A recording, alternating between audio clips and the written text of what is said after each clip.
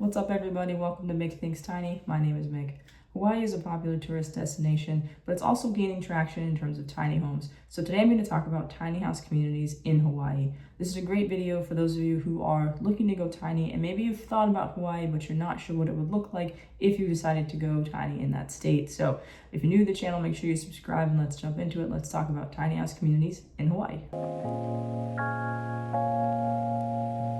Alright, welcome back to the channel. So Hawaii is known for a lot of things: volcanoes, sandy beaches, near perfect weather. One thing that we haven't really talked about too much on this channel though is whether or not Hawaii is a good place for you to go tiny. So that's the main topic of conversation today. One way we're going to do that is by looking at the tiny house community landscape in the state. So before getting into the tiny house community side of things, I want to talk a little bit about some of the pros and the benefits, some of the perks that you can look forward to if you're considering going tiny in the state of Hawaii. When we're thinking about Hawaii, I think most of us living in the United States are aware that the cost of living is pretty high. So unfortunately, cost of living is not going to be one of those pros when you're looking to go tiny in the state of Hawaii. The cost of living in Hawaii hovers around $95,000 for median family income, which is about $15K over the median for the United States as a whole. But you have places like Oahu, which is the most popular place in Hawaii. It's one of the most popular tourist destinations in general. There's multiple national parks in the state of Hawaii,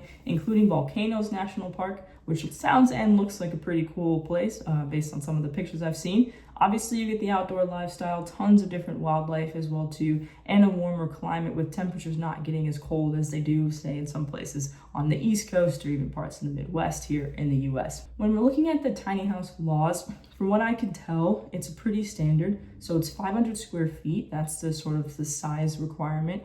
Tiny houses on wheels, unfortunately, are considered as RVs, so you can't live in those long term. But there is a relatively new ADU law which allows for 2 ADUs per residence. I'm going to get into why that law is in place and what's going on in terms of cost of living and housing in Hawaii. When we're looking at the housing market in Hawaii, it's pretty close to some places here on the West Coast, like different cities here in California. It's pretty expensive. So the average home in Hawaii is going to run you a little bit over $800,000. Some of those homes are going to go over list price. So you're looking at about $800,000 to probably $1 million to buy a house in Hawaii. We know that that's not cheap, right? That's really expensive. But there's other things to consider with the cost of living. So the housing market is really high, it's expensive.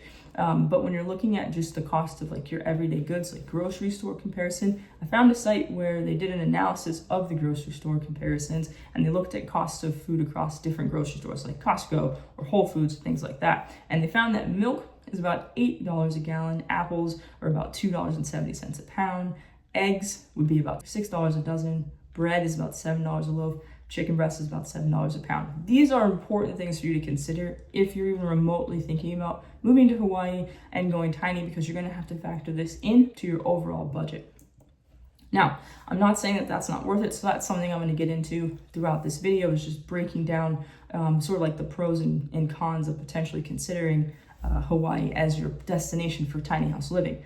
The good news is that there's a lot of things moving in the right direction or in a positive direction for tiny homes in the state of Hawaii. One is a tiny house village they created called Alana Ola Pono. It's a permanent housing community that has about 43 tiny homes. It's for people who are experiencing homelessness or transitioning out of homelessness.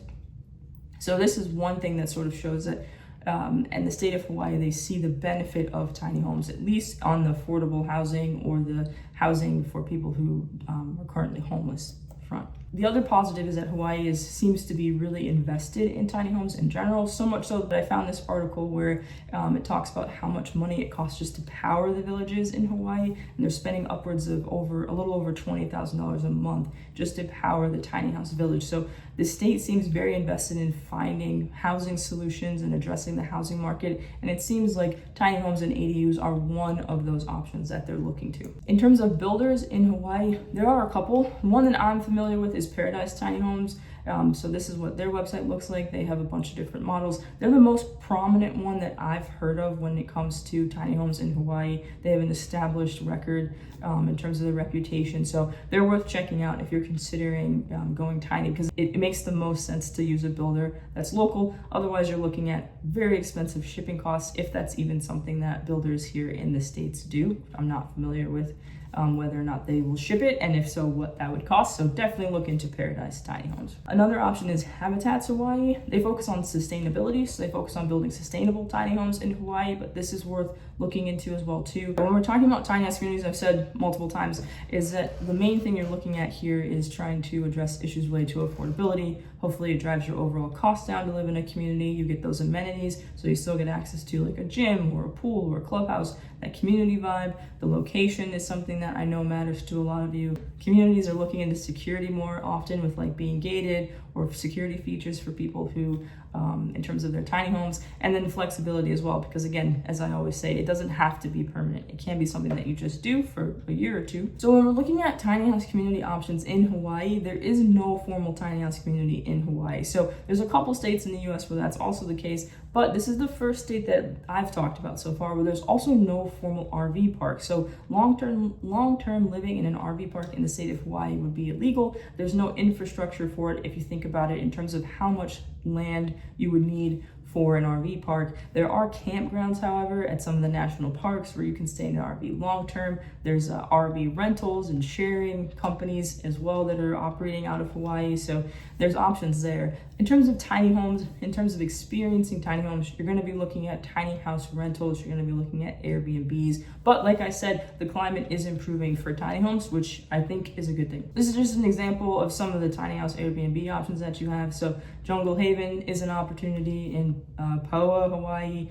It's going to run you a little bit more. It's looking at, it's like about $250 a night. Lilikoi Loft, which looks really modern, so that's going to cost you a little over $200 a night, almost $200 a night. But I did want to talk about the land option, because I think if you're going tiny in Hawaii, this seems like your best and honestly probably your only option at this point, at least in the near future. So when you're looking at land in Hawaii, it is expensive overall, but it's predominantly expensive when you're looking at the main island. So this image here shows you just how much everything costs on the main island, and you're looking at like at least millions of dollars to buy land. But if you're willing to go to one of the other islands, you can get land for a more affordable price. So if you're willing to go to Paoa, you can find 6 acres for about $175,000. It's near a road, so that's a good sign if you'll have road access. Or if you're interested in going to Mountain View, Hawaii, you can get about an acre for $135,000, and you're also near a road for this one as well too. So when we're looking at going tiny in this particular state, the only option is land buying. So you can't buy the home and rent it, you can't buy the home and own the land, but I don't think that's necessarily should deter you, because Hawaii has a lot of things going for it. If you're looking for a specific climate, I think Hawaii could work for you. But as of today, when this video is being recorded in summer of 2025, your best option is to buy land and DIY it and put your tiny house there. I don't want the lack of a community or RV parks or anything like that to discourage you, because it is possible for you to buy land and put a tiny house there. So I think it's worth checking out if you're curious about this particular state. But as always, it matters what you guys think, what you're interested in. I want to hear from you. What do you think? Would you ever go to Hawaii and buy land and put a tiny house there? What are your thoughts on the tiny house landscape there? Do you think a small tiny house village could exist in Hawaii in the near future? Drop a comment. I love to hear from you guys. And if you haven't seen my other videos on tiny house communities in different states, you can check them out here. And don't forget to think tiny. I will see you guys in the next one.